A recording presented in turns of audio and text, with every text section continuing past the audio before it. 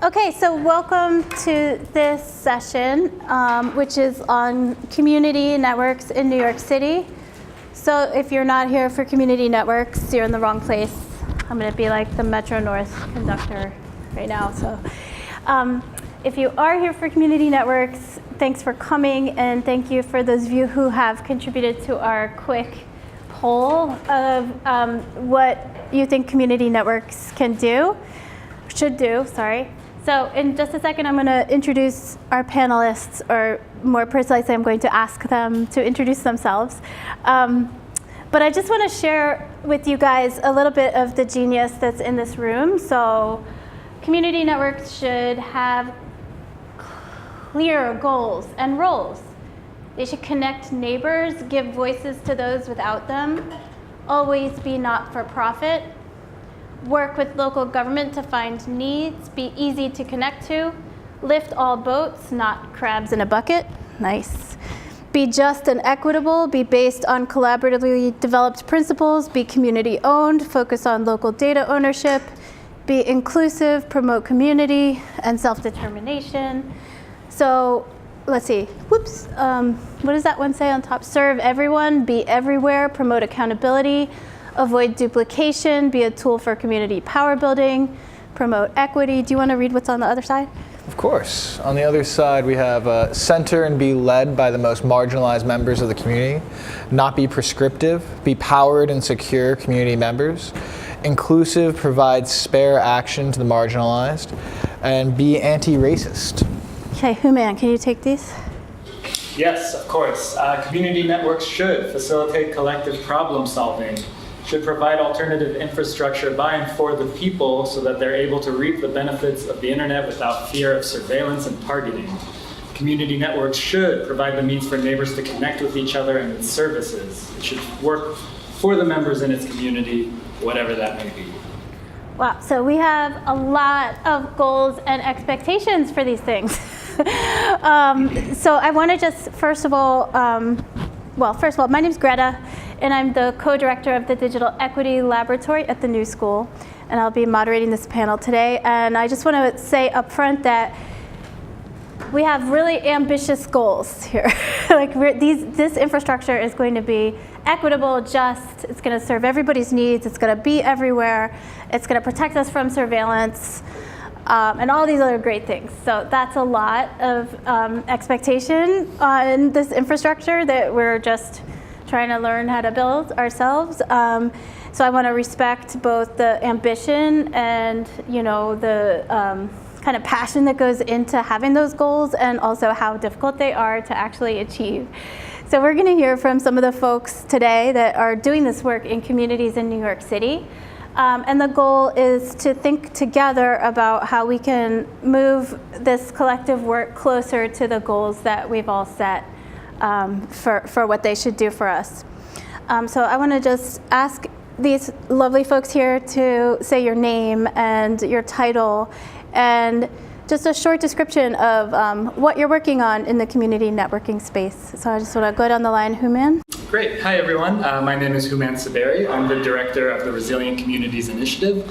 This is a city-funded project that builds resilient wireless networks in 5 communities, 5 neighborhoods that were impacted by Superstorm Sandy. So we're working in Hunts Point, in East Harlem, in Sheepshead Bay, in downtown Far Rockaway, and Gowanus, to train residents on not just how to build their own actual Wi-Fi, community-owned Wi-Fi network, not just the hardware and the software of it, but the community outreach, the community organization, and the community organizing skills to get out, talk about technology with their community members, and really just to demystify tech and have community-owned networks that are built on collaborative principles. Great, thank you. Terry? Yeah, I'm Terry Moore. I'm the initiator of a local nonprofit called the Things Network New York, which is part of a global community that is deploying low-cost, unlicensed spectrum networks for devices, not for people. These are devices that are going to be sitting out remotely, measuring temperature, measuring the depth of water. We're doing a number of projects here and around the U.S. actually piloting this technology to show the value of the technology. Our big motivator is ownership of data.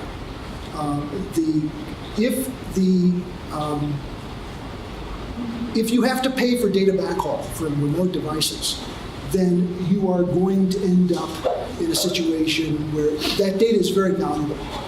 And what will happen if you are a small organization or you are a city is you will find yourself in a situation where big companies to whom that data is extremely valuable will give you the data transport in exchange for owning the data. And we want to prepare an alternative to that while it's possible to do so. Right now it's sort of a unique transition point in technology. My background is as a systems programmer and a systems engineer in telecoms.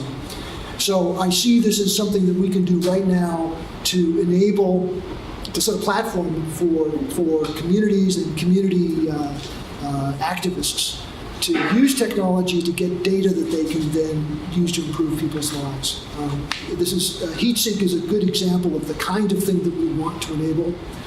We think that we can provide HeatSync with a much more cost-effective way of transporting the data.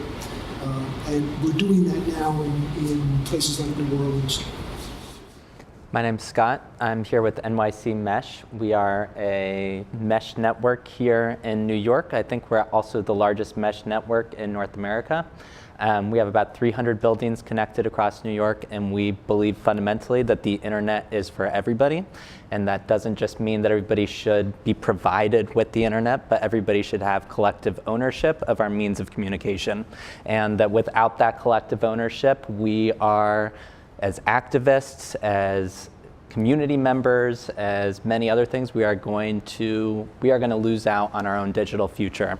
And so we believe radically in community self-determination, digital equity, digital access, and that only through collective ownership of our own communication networks, we're gonna actually be able to determine our own digital future. So we do everything from installing home internet for people, doing businesses. We try to do technical training for communities to make sure that everybody in our community has the skills that is necessary to be able to not only do a home installation, but manage that, have basic principles and understanding of networking. And so we try to do that. We are a growing organization. We are making it up as we go along, and we are radically non-hierarchical. So we don't have a board, but we are a nonprofit, and are very much based on the community that is a part of us and is a part of our network and the initiatives and things that are important to that. Hi, I'm Daniel Allam. I'm with the Manhattan Borough President's Office. I am Gale Brewer's Technology and Economic Development Policy Analyst, which takes a long time to write down. My role when it comes to community networks is to be the community facilitator in a lot of ways, to identify networks that I believe and that Gale believes will be beneficial to New York City and help extend their profile, their visibility, and the access that New Yorkers can have to their networks. Very much looking at all these boards around us and what everyone's written down, I very much agree with the general theme where we need to have a community-owned network that can protect and work for our constituents. And our office is a fantastic tent for all of those groups to work under and work with. So we work closely with NYC Mesh, with the Things Network to extend gateways to find new locations that would benefit from having access. So I guess that's my role here. Awesome. So thank you all so much. And I just want to make it a little bit concrete for folks, because I think sometimes we're talking a lot about what we think community networks are and what they should be. So I'm going to ask the folks here who are building infrastructure to talk about where you're building in the city and what exactly you're building. So let's actually start down here, and you guys are working together. So can you talk about sort of where you're working, or if you got the Borough Council's Gail Brewer's office is not building infrastructure per se, are you, or not so much?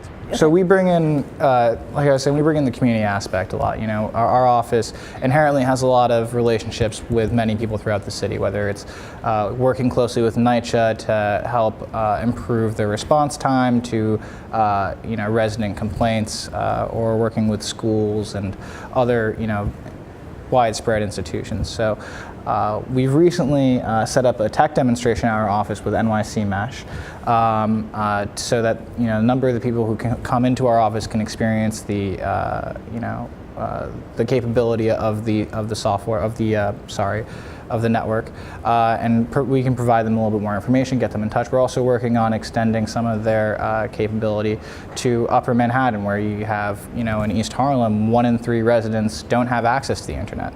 And part of that's a cost function, part of that is a lack of government action to ensure that a significant portion of our populace actually has access to what is really a basic utility. So so I want to get into like why do we need an alternative to the existing systems, but before that I do want to get to like where are you guys building and what exactly are you building? Like, so what are these things? Like what is it?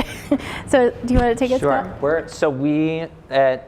We are a series of wirelessly connected antennas.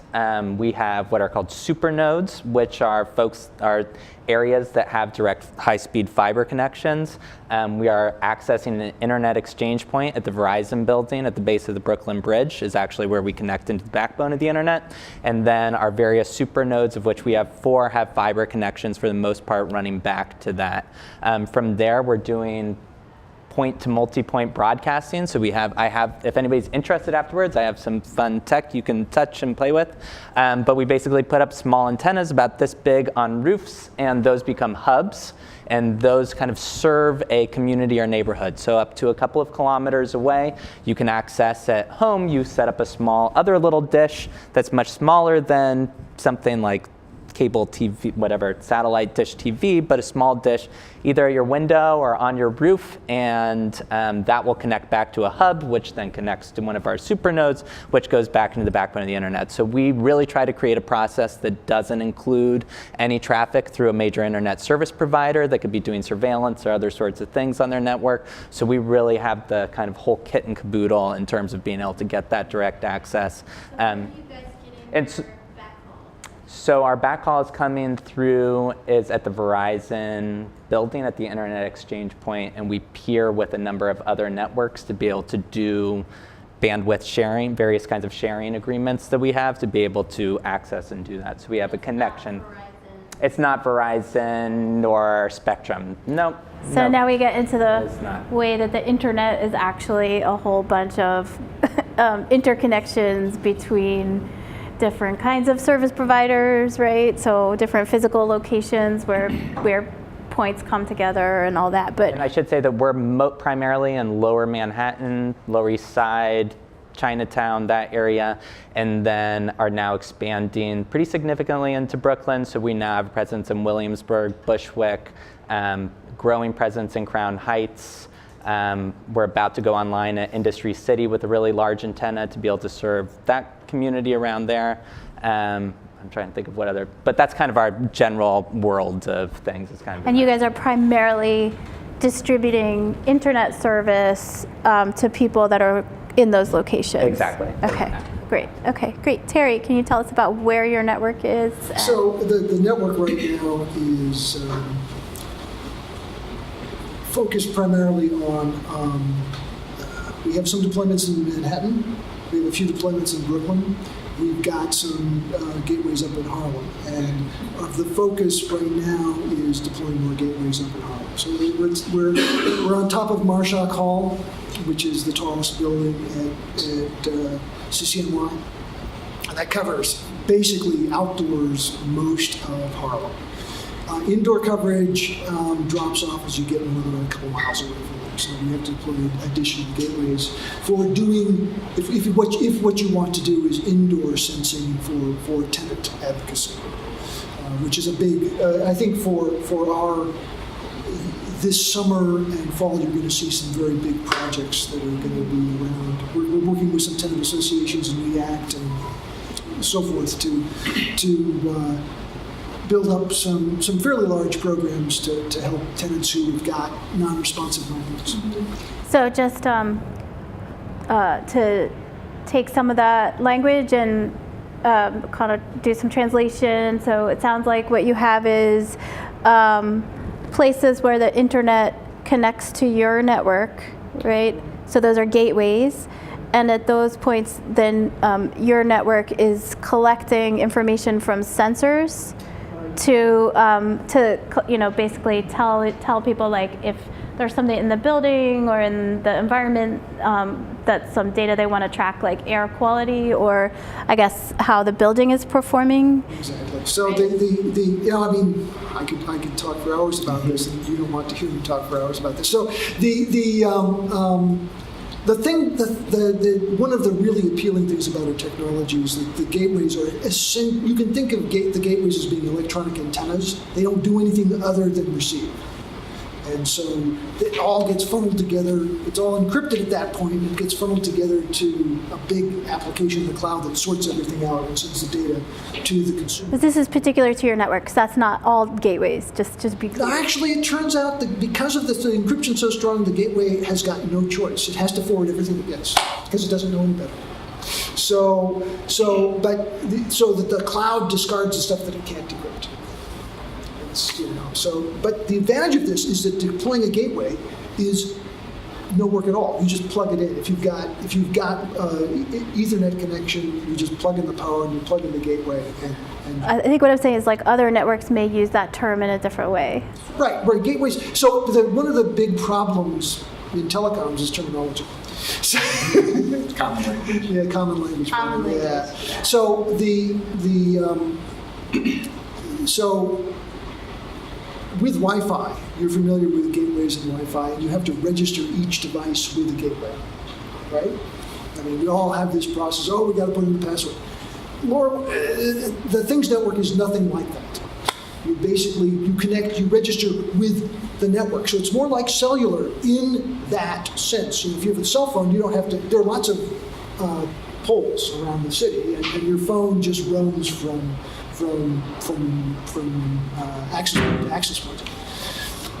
Technically, LoRaWAN is different from that too, but the experience is the same. That you connect to the Things network. You don't connect to a particular gateway. So that means that if you are a civic tech provider, you can set your stuff up in your office and then give the devices to people.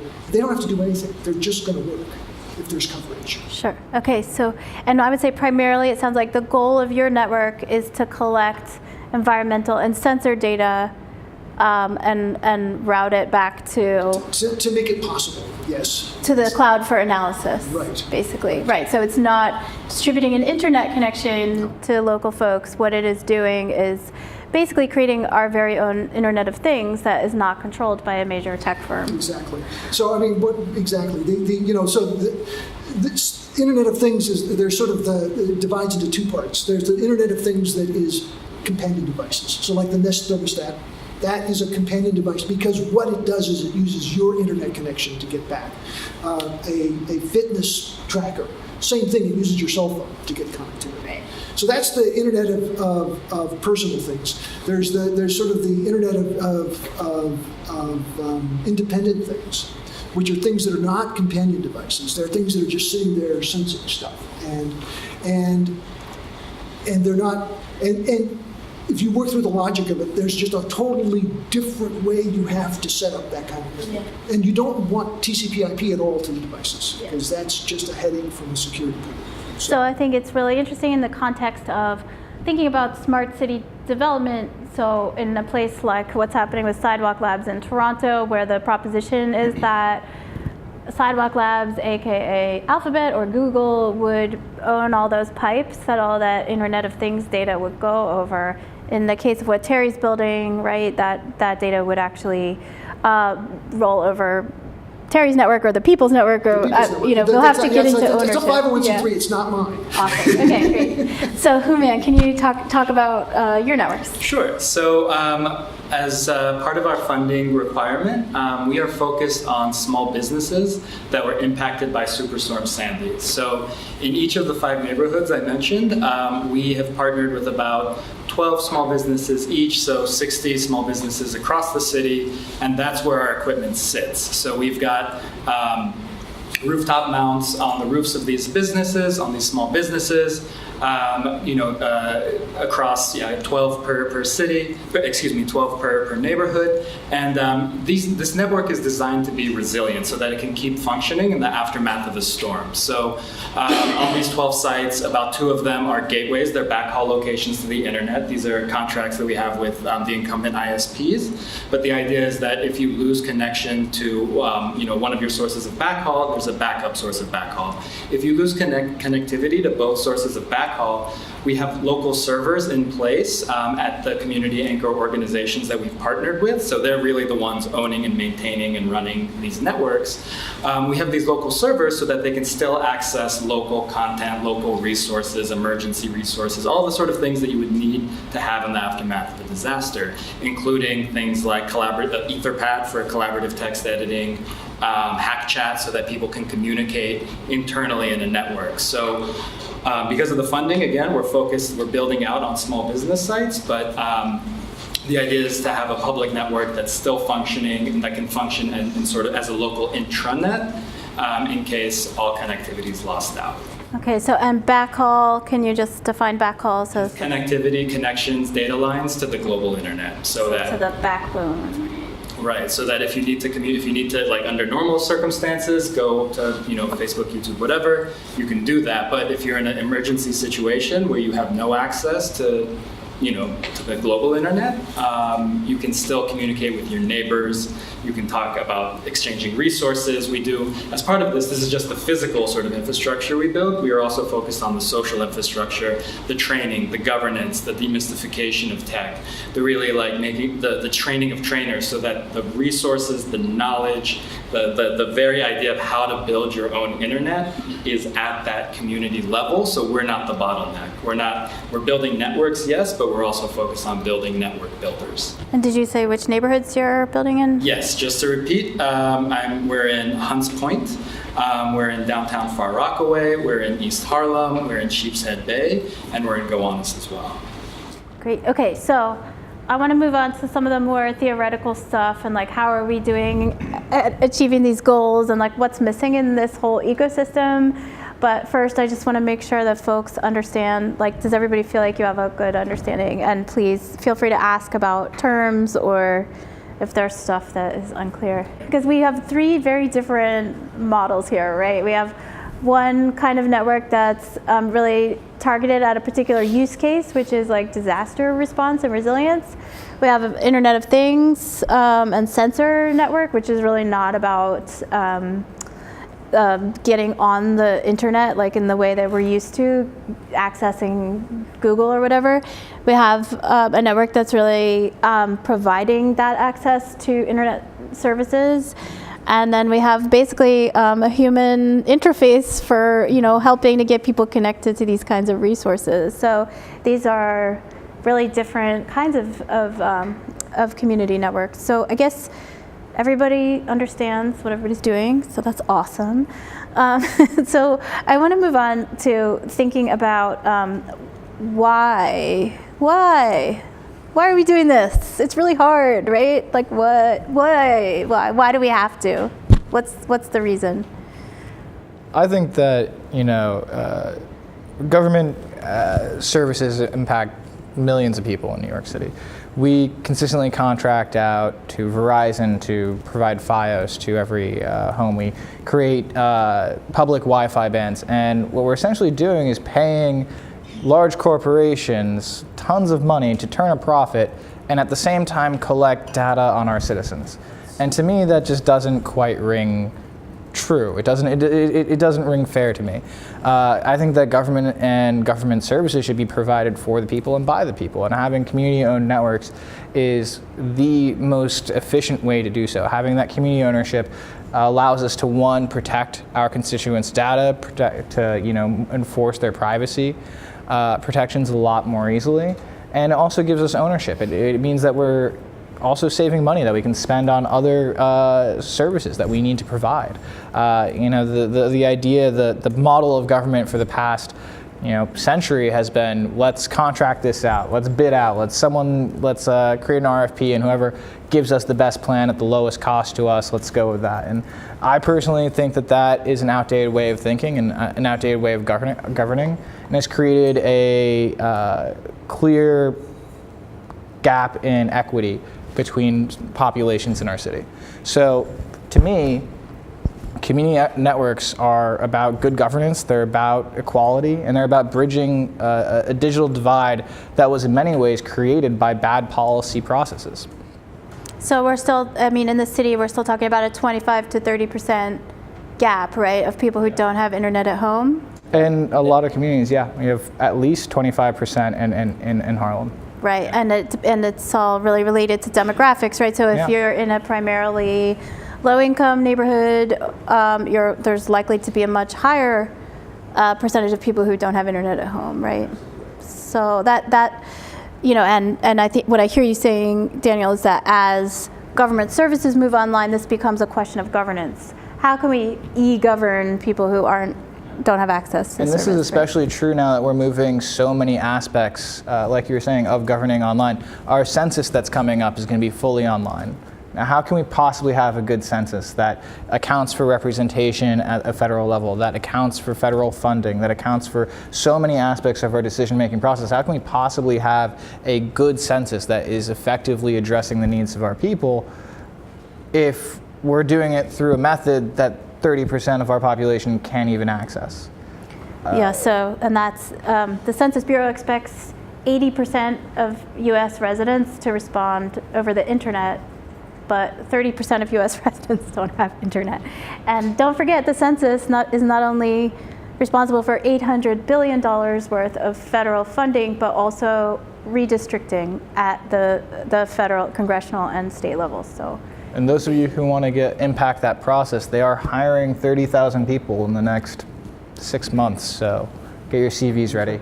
Or if you want to get involved through New York Counts 2020, I'm stepping out of moderator roles. But let me stop doing that. But I'll tell you all about New York Counts 2020 another time. But let's hear from other folks about. I'll add to that I think from our kind of perspective, I think a couple of things to pop out. We became really popular, particularly following repeal of net neutrality, is when we really started to take off, because I think there became a growing awareness that telecommunications policy really matters. And I think that there's, on top of just kind of privacy, we're radically net neutral. We collect no personal data, no nothing.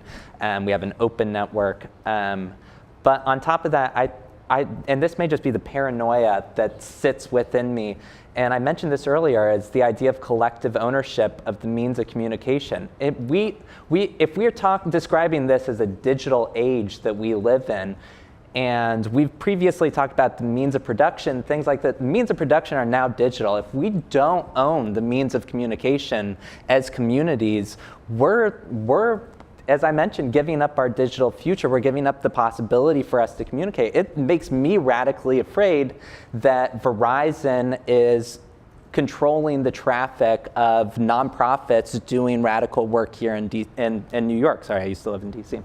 That it is frightening to me that the city of New York and NYPD can access networks in certain ways. We need to be thinking very critically about how we're using our communication networks and who owns them and for what purposes. And I think if we're not approaching those questions, we're getting left behind. And honestly, I have the fear that we've already been left behind. And I'm very much thinking. Scott, stay on the bright side. Sorry. NYC Mesh is, and so that's what we're thinking about when we have NYC Mesh, is about that collective ownership and really trying to put that control back into communities. And on top of that, I at a personal level, really appreciate the idea of connecting with a community physically to connect online. And that's something that I really appreciate, and that you were mentioning about the work you guys are doing is building community to be able to access larger communities. We talk about an online community in this world, but we so often don't talk about the communities of neighbors. And we're really trying to have that grassroots organizing model of people working together on the ground to collectively connect online. Great. Yeah. So go ahead. Yeah. No, just to piggyback on that, like my background is as an urban planner. And so just physical space is so key, and having like a community spot that residents feel like is a safe space that they can come and learn about tech in an environment that's much more comfortable to them, taught by someone in their community. I think, the name of our program is Resilient Communities, but resilient has a million different definitions. So we specifically focus on transformational resiliency. So we're working in neighborhoods that are historically under-resourced or marginalized or oppressed, or has a history of that. And so to tell community members that you're going to bounce back to whatever structural inequity you were facing before a disaster is like a non-stop. Like you just can't do that. So what we focus on is that demystification process, that ownership of the not just the networks themselves, but that knowledge. And so we have a pedagogy for a digital stewardship approach that, and this is where I got to give a shout out to our allies in Detroit, the Detroit Community Technology Project. We collaborate closely with them on a curriculum that's based on popular education, that's based on sort of a non-hierarchical relationship between the teacher and the student. And so, coupled with that sort of definition of resiliency being this transformative aspect, we view technology as a tool. And so we start by working with each of our partners on the principles. Like, what are the networks? What are your principles? What are your values? What do you want for these networks? What is the goal you want to achieve? Because the last thing we want to do is just like have some sort of techno-solutionist thing that we parachute in and we leave after this funding is over. It's not about that. It's about making sure that the networks are built, that they're sustained, that we have governance plans. We work on governance planning. We work on roles and responsibilities, on fundraising. So it's very much a holistic process, and it's slow. I will tell you that it is very slow. So I'm so happy. When you say 300 buildings, I'm like, oh my gosh, we're at 20 and I'm thrilled. But yeah, so that's our approach. I guess to the why. Yeah. I mean, so and Terry, can you talk about like why Internet of Things? So 501c3. What? Well, the fundamental motivation is sort of coming from a similar kind of analysis. We have an economy with a very, very large inequality in income in the corporate space. We have some very large corporations that are generating huge amounts of profits in the IT space, in the IT world, and who have essentially no regulation, and whose stated values and their actual business model diverge. This is a recipe for 21st century colonialism, where you substitute, instead of the raw materials of the powerless regions, you have the data of the economically disadvantaged. And I hate that concept. I see that coming. I want to do something to maybe slow it down a little bit. There's very little that can be done. But come on, stay on the bright side. There's very little that can be done. There's very little. No, we have to be realistic. We have to know that this is a lifetime struggle. This is not going to stop. We're not going to win. We're not going to win, but we can start. And did Marx win? Did Marx win? Yeah, look, has the battle ever been won? Jane Jacobs. Has the battle ever been won? No. Yes. But it hasn't been lost yet. There's a difference between winning and not losing. Right. And that's what we have to fight for. Well, that's inspiring. But no, I mean, I hear you. It is a deep hole we have to dig out of. Yes. And so, it's part of when you think about just something like looking at download and upload speeds. So if you look in like the late 90s, I can't remember the exact amount, but it was the same amount. I think it was like 200 kilobits down and 200 kilobits up. So there was this equality between consuming information and data and uploading and producing it. So that's shifted over time now to where we have like rates that are much more focused on downloading, on being passive consumers. So that is the hard part of the work, right? Is like shifting that mindset to being a producer of data, owning your own data, having your data sovereignty, but also building your own piece of the internet, because we're so used to this abstract thing that, at the 30,000 foot level views like working with communities as a last mile challenge. And the idea, I think, for all of us is we're starting from that last mile. So that's our first mile. That's our first mile opportunity. And that's how we got to get things done. That's the Jane Jacobs to the Robert Moses. You need them both. Come on, guys. I'll add that we mirror our up and down speeds on our network. So we fully support that effort. And, Okay. So before we get to questions, which we will in just a moment, I just want to ask you guys one more question. And speaking of the deep hole we're in, I want to recommend to everybody Shoshana Zuboff's new book, The Age of Surveillance Capitalism, which also has in it some really great, like Mark's, a little bit of a framework for how we start to push back, right, if that's the goal. So she says it's about movement building, and in that case, it's not just about labor, but it's all of us, since we're the ones that data is being harvested from. It's about pushing policy, and it's also about creating new markets, which means creating different kinds of offerings and revenue models, right? So that's her recipe. We can also come up with a recipe, and to that end, I would love it if you guys would all talk about what's missing from this ecosystem right now, and keep in mind that you're in a room full of very capable, intelligent, and motivated people, and they're probably, some of them, hopefully, looking for a way to plug in. So what's missing?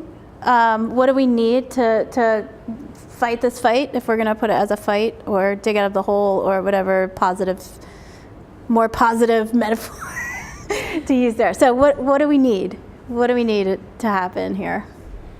Well, from my perspective, I think that there needs, and I mentioned a little bit about this before, there needs to be a fundamental shift from a government's perspective in how we do business on behalf of our citizens. Rather than purchasing from Verizon, we need to have more technologists, more smart people like you working in government to produce something that is for people, rather than constantly relying on others. There needs to be a change in attitude where we're relying on our own creations, where we're relying on our own software development, our own network development, and creating systems that can govern them with community stakeholders that have experience in these areas. We can rely on NGOs rather than Fortune 500 companies. And that is a fundamental idea that needs to change. And it starts with having the right, capable people in government. So I encourage everyone to at least do a spell of time, do some service, and see if it's something that you enjoy. Works. Great. Okay. How about Houman, or whoever's ready? Whoever's ready. What do we need?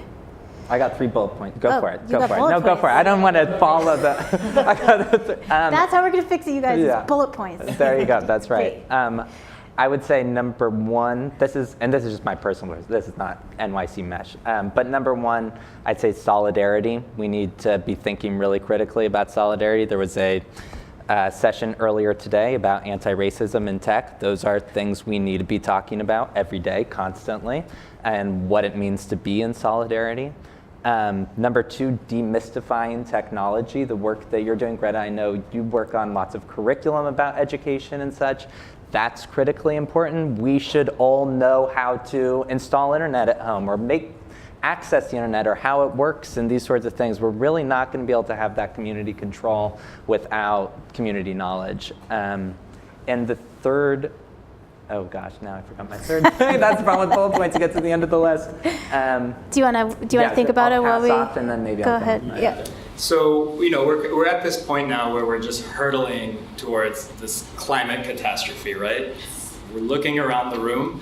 We're probably like, the last set of humans that might remember stable weather or what seasons are, right? I know that's dark, but that's the fundamental truth, right? So how do we solve that? This is where we shift to the positive. All right, that was the scary part. Now, how do we address that, right? And the way, and I want to downer panel. No. I want to pick up on something Scott said, which is, and the way that we have to address this, what we're facing, is as cross-disciplinary as, like, we have to break down as many silos as possible between our different interest areas. So, and for this community or for the people here, it's like, getting the community-minded folks to really be in conversation with the tech folks, to be in conversation with the governance folks, to be in conversation with the financing folks. We need so many disciplinary solutions to face something as, like, at this scale, at this challenge, because we're sort of at the limits, in some sense, arbitrarily enforced limits of what we can come up with, given where, like,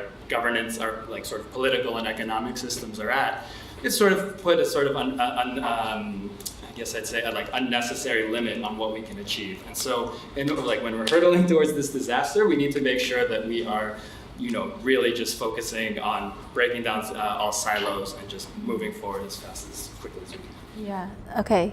So Scott, did you think of your? I remembered. Okay, great. Yeah. Real quick, I will say that I think this is community networking, and the work that everybody's doing here is maybe the most, in my opinion, the most exciting thing to be working on right now. There are not great models for how to do this. It is a wild west of a world out there, and everybody's making it up as they go along, and it's a very exciting space to get involved in. But what we need is models of success and more people to be involved and trying new different things and sharing that information and what works and what doesn't work. We're designing configurations for this sort of tech. And there's somebody on the other side of the country that's designing a totally different configuration for that tech, and we're not even in communication with each other. So at a basic technical level, that information sharing, but also as a model and how to be able to put these things together that's the work that's being done right now, and it's really exciting work, and everybody should get involved. As Shoshana Zuboff says, given a choice between participating in surveillance capitalism and not participating in surveillance capitalism, everybody will choose not. And so if you build something that's not surveillance capitalism, the entire world will be your customer. That's her assertion. So. Except China. Well, for now, all right. I mean, and that's we probably don't have time to get into Huawei. How do you say that word? Huawei. Yeah. So that's a whole thing. But let's let Terry just get his, because this point about Huawei and what's happening with IoT and controlling those pipes, that's exactly where what do we need with IoT? I'm not worried about Huawei, actually. Okay. I'm worried about American companies. I'm sorry. I'll let the Chinese take care of the Chinese. I care about the American companies. We make enough trouble for ourselves right here. So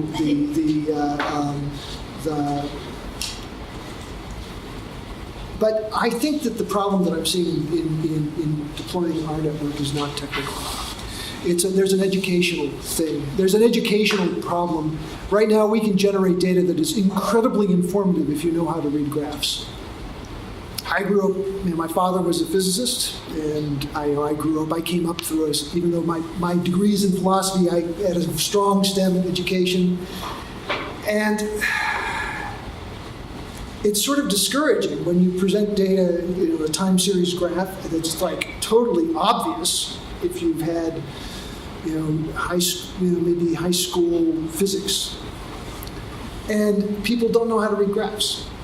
And these are people who are, architects, people who just don't have the experience reading data that's presented semi-mathematically. And that's the kind of data that we're going to generate. And it's the kind of data that can really make radical changes. I mean, we are seeing huge problems that are easy to solve in terms of efficiency and this kind of stuff. But you have to be able to look at the data and see it. And we have to train. You can't. It's not true that old dogs can't learn new tricks. But if you teach a young dog, they have a longer lifespan, so you get more bang on the buck. So we've got to invest in trying not to get students to know how to run networks, because knowing how to run networks doesn't teach you how to read a graph, unfortunately. I've got, and we have to work on that side. So all the things. Okay, great. So by the way, the Huawei thing is interesting for the sake of thinking about industry capture, but that's a whole nother thing. I'd love to be on that panel too. Next. Okay, so we've got a burning question over here. We got another one up here. Okay. So my name's Wendy. I'm a member of LES Ready, the long-term recovery group on the Lower East Side. Have you guys come to talk to us yet? We had somebody represent a while ago and have since talked with Councilmember Rivera's office, who has turned us on to trying to get more involved in that space. I just found on your app that there's one of these on my corner. I've never heard of you, and I'm plugged in. I use Wi-Fi and one. My question, though, is really for you. And so you're resilient, and you know about climate change. Why not marry what you're trying to do with something that will fundamentally lower our energy use and build community? Can you tie this to cooling centers? Cooling centers are not cool in this country. They're for low-income, sick, or poor people. But in other countries, they're starting to become real community hubs and exchanges. And at the same time, we're reducing our use of the grid. So can we think systematically about the other things we can bring in there? Even the idea, like we used to have in the olden days, we didn't put big pictures up because we knew it was causing an air conditioner to run all the time in a data center somewhere. Now nobody cares. We throw so much into the cloud, we have no idea what's our footprint there. And it's a real thing. I mean, every email we send has a weight. Can we include that in our conversation about getting more people on these lighter weight systems? That's our commons too. Absolutely. No, I fully agree with that. And I see, like, you know, we started this project in 2016 with a mandate just to focus on small businesses. But through our focus on community ownership and really visioning and tying the tool to the goal for the tool, our partners have now sort of internalized that message, and they want to expand, right? So they want to expand beyond small businesses in their neighborhood to other community anchor organizations, other, you know, whether it's retirement homes or park centers or like all sorts of different locations. And you know, the question of the energy usage is really interesting because we also have partners who are like, okay, great, we want to marry this with a solar grid that we want to put on our roofs. That part is a little bit. That part is down the line. You know, so our focus right now in this sort of 3-year project, which I think is another problem, right? Like to think about things in terms of like discrete projects rather than broader programs and like longer term thinking. That's a really hard thing, especially I think in America where there's just not that focus on long-term sort of planning and long-term thinking. But you know, big picture, that's the kind of direction we want to move in, and that's the direction that our partners are moving in.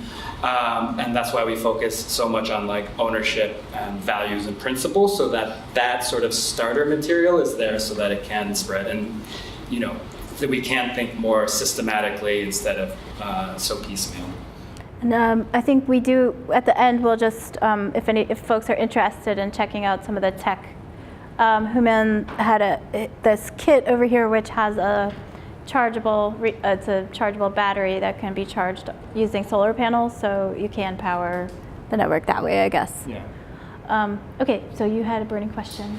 Yeah, just so as a clarification, I come from England, and it made me wonder the question between why community and not local government.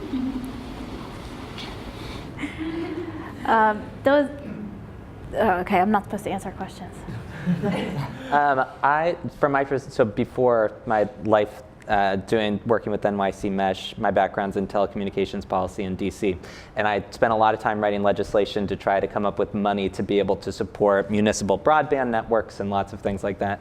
I think that those are great efforts and should be running concurrently and supported. I think New York City is working on a big broadband report, and I have no idea what it actually will contain, but I wouldn't be surprised if it contained some proposals to try to get city funding to actually have community ownership, and by community, government ownership of networks. I think there are a lot of concerns around privacy, and particularly, I would have some concerns around, let's say that the city of New York decides to invest in municipal broadband. A lot of the communities that they may start out investing in would say, hey, let's do a partnership with NYCHA. We'll get NYCHA on board. We're going to connect NYCHA. And now suddenly the city of New York is controlling the data that's flowing to NYCHA buildings, but not to other folks. And suddenly you start to get these inequities in terms of what communities are using those resources, what the privacy angles are around it. So I think that they're on this kind of side of a scale, I would have a lot of concerns about potential inequities. And I think that finally, as we've kind of discussed, I think that if you're talking about community self-determination, I think that empowering people to be able to do that work is going to be a more powerful model moving forward than kind of passively receiving internet from your government. We want people to be empowered to be the providers. Yeah. The reason why I brought that up, there was in Hull in England, there was Kingston Communications, which was a local government-owned fibre network, which gave free fibre connection to the whole of the city, became one of the biggest companies that was around doing distribution. So I would encourage you to look at communitynets.org, which is run by Christopher Mitchell, who's basically the leader in municipal networks in the United States, and look at Chattanooga. They've done something similar to Hull. But I think there's a number of factors in the US that are quite different, having to do with industry capture. And you know, agency capture and capture of the FCC in particular, but that's a different panel. The regulations. I think also there's the regulatory system here. There's a lot of preemption at the federal level. That makes it very difficult. It makes it difficult for local governments with all the other things they have to do to be super effective at doing what they're doing. Yeah, basically the telecoms started setting up, through lobbyists, prohibitions at the state level. And I think they're in like 21 states now, to where the government is not permitted to own internet infrastructure in those states. And to piggyback on that, I mean, you see that problem rear its head in very small communities. There's a town in Colorado that recently voted to create a municipal broadband system. Verizon spent over $3 million lobbying to prevent that from happening in a town of 300,000 people. You can only imagine what we're going to go up against in New York City. This is potentially an argument for it being a. But then again, I think that why not both is my perspective in a lot of ways. I think the government can serve as a facilitator for community-owned networks. I think that we need to have that community oversight. I think that there's a huge potential in government for. God forbid New York City gets a Trump I don't know if we're all going to agree with this, but God forbid New York City gets a Trump as a mayor. There's going to be the potential to massively use that data against your own citizens if you have a bad actor. I think having a more dispersed governance of essentially the lines of communication, the lines of data, the information of the people, allows for greater responsibility on behalf of the constituents, but also allows for more, self-determination in that right. So I agree that government has a role to play in any community-owned network, but I also think that, let's check some powers and make sure that we're not creating a system that's easily abused. I also think that in the the U.S. is unique in some degree because we've got a very strong tradition of non-government organizations performing governmental functions. Yeah, that's very volunteer true. Fire departments, animal control is always outsourced. Rural electrical co-ops. NYPD started off as a volunteer organization. So it fits culturally better. Everything is local, and in cities IoT, for example, even the difference between what you need in New York City versus what you need in LA, you've got different problems. So part of the reason is that community works in the U.S. and maybe this doesn't export. And one sort of segue on that, or piggyback on that, is that we're doing this in 5 neighborhoods, but each neighborhood is its own creature. It's its own personality. It's its own, the way they want to use the network is different across each neighborhood. Far Rockaway wants to focus on small business development. Our group in the Point, in Hunts Point, wants to focus on environmental justice. And so having that flexibility to make sure that there is that local self-determination is what feeds into the ownership and those sort of longer-term sustainability of the networks. Okay, I want to make sure that other folks who have questions have a chance. Yeah. At this point, coming from technology, why can't I just, why is it that I move into my apartment and the landlord, okay, you get either Verizon and this is it, this is how you get the internet done and done, and I don't know that they're, how can a normal person have other options? Well, We are all about trying to do exactly that. I mean, there are, it is. Is it that everyone, these are out there and I just don't know and there's no outreach, or is this whole? There's a combination of that and of infrastructure. So, we are only active in parts of Lower Manhattan and parts of Brooklyn, and we have some folks in the Bronx and yeah, but that's our big kind of function. So it's about having the network infrastructure where it is that people need it and can access it, and so that's a big issue that we spend a lot of time thinking about. But also, go ahead. But also to your point as to why there's not so many options, we're regulated by the FCC in how we can provide these services. The government is the Federal Communications Commission.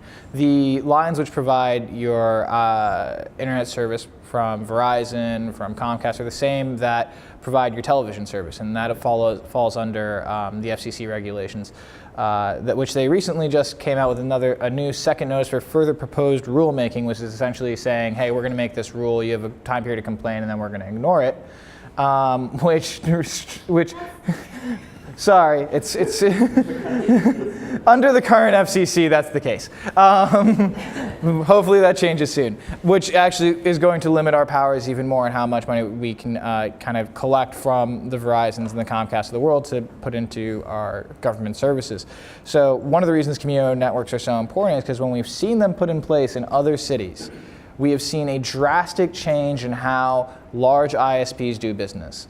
So we've seen a drastic change in their attitudes to participating in community with the community, to lowering prices, being more friendly when it comes to net neutrality situations. So, but in your case in particular, it might be because we're running out of time. Sometimes a building owner or a developer will have a deal with one of the telecom companies to where they'll have a cabinet that. So they'll say, we'll give you an exclusive deal to all of our tenants if you build the wires in our building, right? So that happens. There is a court case in San Francisco right now that's fighting that.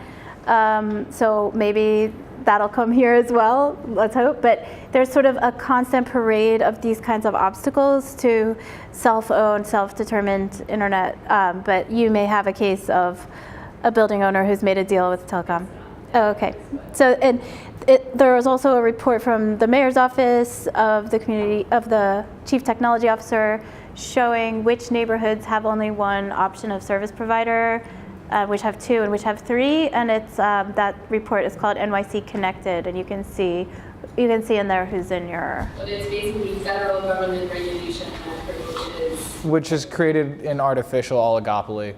In certain cases. And infrastructure. Plus, the sheer difficulty of building up. Verizon owns almost all the conduit in Brooklyn, and if anybody new provider wants to get in that, it's tens of millions of dollars to tear up a couple streets in Brooklyn to do that conduit. They have been there for decades. They have structured it in ways to own it. But they still have to run a line out the tree, out the window. I mean, it looks nuts. Yeah. In Manhattan and the Bronx, there's a layer called Empire City Subway that runs under the streets, and all the conduit goes through that. They don't have that in Brooklyn and Queens. So to create infrastructure in Brooklyn and Queens that's fiber, that's actually not running over copper, which is what is still the phone lines in Brooklyn, right? They would have to actually dig up the streets. So it's billions of dollars. Yeah, there's a rule of thumb in Manhattan. If you dig up even 100, one block of the city street, you're going to be doing more than whatever you were going to do. 5 more projects are going to pop up immediately that you're going to have to address immediately. Okay, so I want to officially, I think we're at time. I want to officially release everybody who's ready to go. But I think some of these folks can stick around, and if you want to check out some of the equipment, Houman has a kit and Scott has some other gear. Thank you all for coming, and it's been great to dream about what's possible and what we can do. And let's keep it on the sunny side, because it's a deep hole, but look at all this energy. We're doing it.